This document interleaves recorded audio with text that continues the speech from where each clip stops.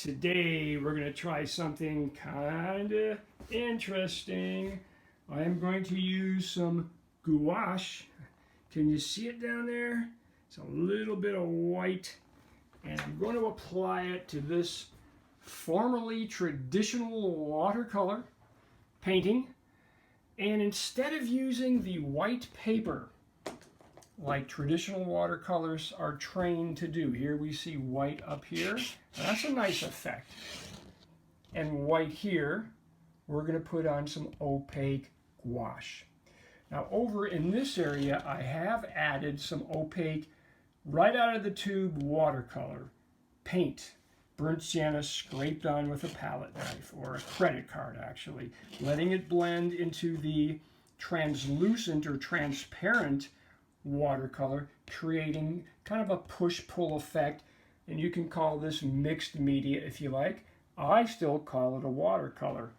Now, there are certain societies that won't let you enter this in a show if there is any opaque paint. Sometimes they don't even like you to use lavender and cerulean and yellow ochre. In this case, when I add that gouache to that, and that would certainly be kicked out. So you just don't enter those shows. But who cares? If I like the painting, that's all that matters. The question now is, how do we apply that? Where do we want it? Because stepping back from this painting, it needs something. It needs some more bright white. Yes, you have some white there. You got some lights behind the trees, but we really need a strong focal point, maybe even more than the bits of snow on top of that rock.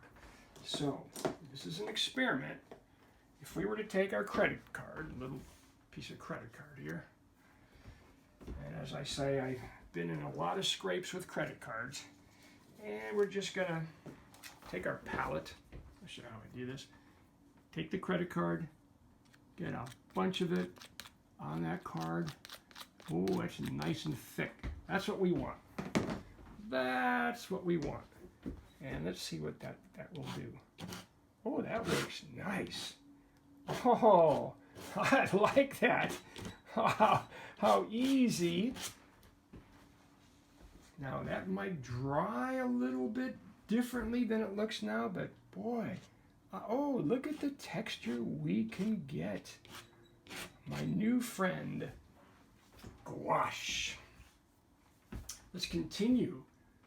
I'm going to add it all the way. I'm going to pull your eye over to the side of this painting because it is and most of our imagery now is the 16:9 format. Your smart TV, all your new TVs now have that. Don't overdo this now. And anytime I learn a new technique, sometimes I get a little too crazy with it.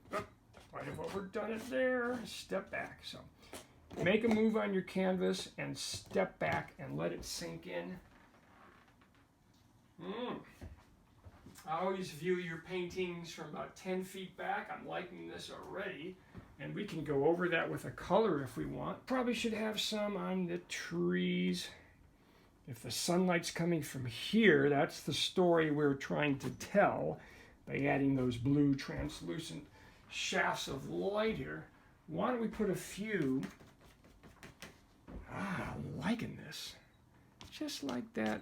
We could always take them out, but they give the painting a little bounce. And here's why credit cards work so well in a landscape.